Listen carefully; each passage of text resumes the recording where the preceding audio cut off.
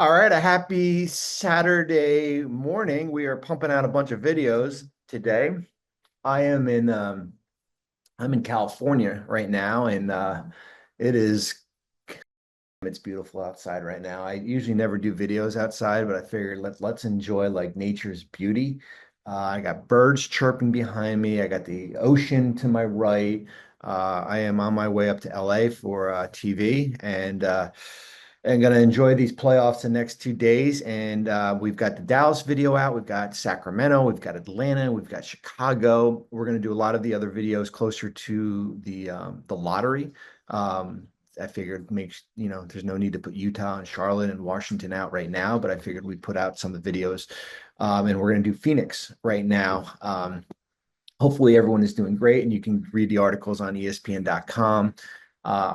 Wanted to wait until Phoenix got done and until Matt Ishbia, their owner, did this press conference and just kind of react a little bit to that. And then certainly their article in tune to these videos. As I said, we're going to have fun with them. We're going to do a little bit of a restaurant review in the beginning here. I would say Phoenix as a restaurant review would be the menu is overpriced.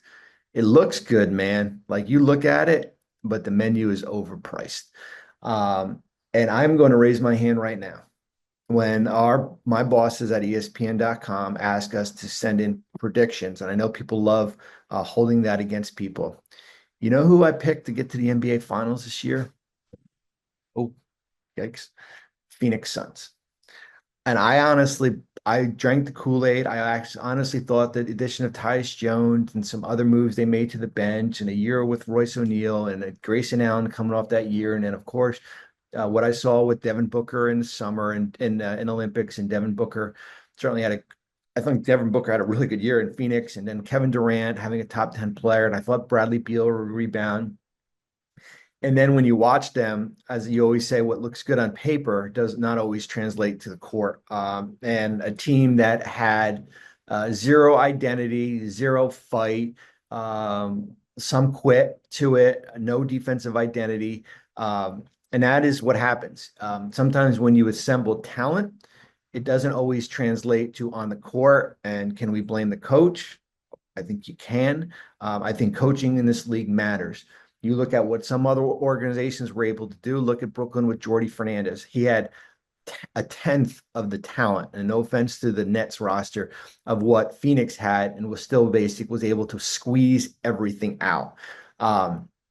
And now we enter an off season, and I agree with what Matt Ishbia said that that was embarrassing, unacceptable. And now you basically, like, for me, how I go about things is you don't ever really want to get caught on the past. It's like, all right, how do we figure out what's the solution? How do we figure out how to fix this now? And that's going to be the big thing as far as with Phoenix, who, listen, they're backed up in the corner as far as what they can do. I know people are holding the 26 out of 29 teams, and I use that in the article. And, can you say the house is burned down? Yes, but everything is buildable. And there are still some bones to the house, certainly with Devin Booker, and we'll figure out what happens with Kevin Durant. And the most important thing this offseason is going to be the hire.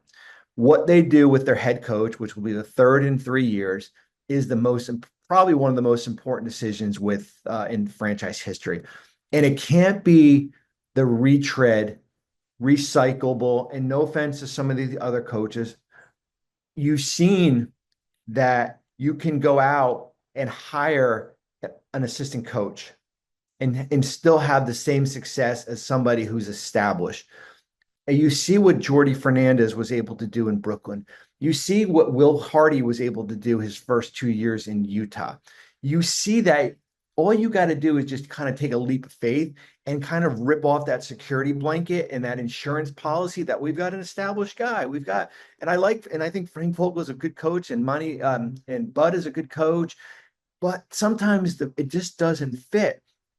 And I think it's for Phoenix, you've got to open up to, like, you got to look at everything. Like, I even said, like, shit, I would even look at like Chris Paul and think of, like, maybe that makes sense. Or maybe I would even look at my colleague Tim Legler. That would make sense. As far as, you have to look at everything. And I know you can say, well, they never had coaching experience. Well, shit, JJ Redick never had coaching experience either. So you got to look above just going out and getting a veteran coach that's been there before, and that you're happy to get 42 wins out of there. So that is going to be the most important thing in franchise history. And I'm not sure, this is not a hot take based on where they are with this roster. They've got to have a coach that sets the identity and the culture of what this organization is about. Phoenix is a great marketplace. The fans in Phoenix love that team. It's a great city, but and if you put a winning product out there, they will love you. So that is the goal there as far as what you have to do. It starts with the head coach. The next thing, and I'm just going through my notes here. The next thing is you've got to figure out Kevin Durant. All right. So here's the deal with Kevin Durant. And the analytics, the stats that our research group sends me, it's like you would like the numbers are like it's Jokic level. Like based on his stats, he should be up there for MVP. And I'm not like it is beyond ridiculous. But is he your resource, your main guy that you could basically transform this thing over? Can you extend him and improve? That's going to be hard, man. He's extension eligible. He's going into the last year of his contract. He's got two. You can extend him for an additional 2 years at 124. You've got to figure out what to do with Kevin Durant. You're not going to get as much as you gave away in the Brooklyn trade. You're not getting 5 first and Cam Johnson and Mikal Bridges and players like that. But you got to figure out who the teams are going to be. The first thing you got to do is you got to eliminate the noise.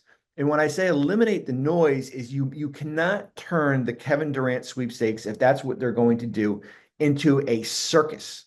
I lived through it in New Jersey with Carmelo Anthony and Dwight Howard, and that was before social media like blew up. It becomes a circus-like atmosphere. You have to, I wish we lived in a day, and no offense to our newsbreakers, that teams released when a trade happened. I wish that happened. But you have to figure out what you do with Kevin Durant as far as everyone is linking Houston, and it's like that movie Draft Day when they're like, I want my damn picks back, right? One of my favorite movies. Like, can you get some of your picks back? We'll see what happens with the Rockets in the playoffs. They don't have a closer. Is he the missing piece? Can you get Dylan Brooks, Tari Eason, Reed Shepherd, and 2 firsts back? I'm just spitballing there. Because some of the other teams that have been mentioned, that Shams has mentioned, Boston, that ain't happening. They're an apron team. They're not trading 3 players away. We'll see what happens with New York. They only have 1 first to trade. Minnesota only has 1 first to trade. Some of these other teams, certainly you can go visit OKC if the wheels fall off with them, and I don't think that's going to happen. But you've got to figure out 2 things. Can you retool this roster with Kevin Durant still on it, or is he your best resource to kind of move off and to kind of rebuild or retool or whatever word you want to do here? So that's the Durant piece. And then it's Bradley Beal. Like Bradley Beal has $111 million left on his contract. You can waive him right now, and you cannot stretch his money because how the waive and stretch works is that 15% of waived and stretch money cannot be more than the cap. 15% more of the cap. 15% of the cap can't be waived and stretch money. When you look at a waive and stretch for Beal, it's $22 million. And when you already have waived money on your books, it exceeds that amount. So for Beal, and I know there's a mixed opinion on this, man. There's Beal, there's 3 different things. Can you try to trade him? He's got $111 million. Take the no trade and push it to the side. Okay. What a team would be willing to take that. And man, when you don't really have draft picks to trade except for the 29th pick in the draft and a pick in 2027, that becomes a little bit challenging. All right. So what happens if you can't trade him? Do you want to waive him and just let that 2 years sit on your books? Or do you want to do the waive and stretch provision, but it would require him to take, I don't know, $14-15 million less. It's basically can you get the non-tax mid-level somewhere? So if you take 30 off of 111 and that leaves you with 80, let's say, your cap hit is now $17 million a year for the next 5 years. So basically, instead of paying him, having a cap hit of like 54 this year, that goes down to 17. And boy, does that open up a lot of different optionality as far as what you can do to your roster. You go under the apron, both of them. Maybe you do the Durant trade and you're taking back less money, let's say $10 million. Now you have all these different things. So maybe you want to move off Grayson Allen or Royce O'Neal or do something else. And you now have picks, and it just gives you, as I say, like roster functionality as far as optionality, functionality, whatever word you want to use. And then basically you'll have the cap hit next year, still significantly less. And then years 3, 4, and 5. But remember, the cap is going to go up. And yes, you'll have a $17 million cap hit, but you won't have any other money on your books outside Devin Booker and whatever maybe you get in a Durant trade here. So that is certainly something that you have to consider too. And then, their finances. I know the owner said that they're not going to be the most expensive team, and I agree with him because you can't justify, and it's not, Wick Grossbeck in Boston said this, it's not about the money. If there wasn't an apron, all these teams would be spending. Boston and Clippers, and the apron saved the Clippers, man. Like, can you imagine if there was no apron here? They would have probably resigned Paul George. But it's basically, the more you spend, the less resources you have to retool your roster. I keep on using that word, retool. The less resources you have to kind of add to your roster and everything. So your front office priority is Durant. You're going to get your finances in order. Of course, hiring the coach is the most important thing. And then the Booker extension. 2 years for roughly 150. You've basically made him your untouchable, the priority. He's got a ton of leverage. That is your extension candidate to watch. You've got a couple guys on non-guaranteed, Vasily Michik and Cody Martin. You basically would save about $100 million towards the tax. You'd give yourself a ton of flexibility. And you've got to get an identity on defense. So that's it. On a Saturday, beautiful California morning out here.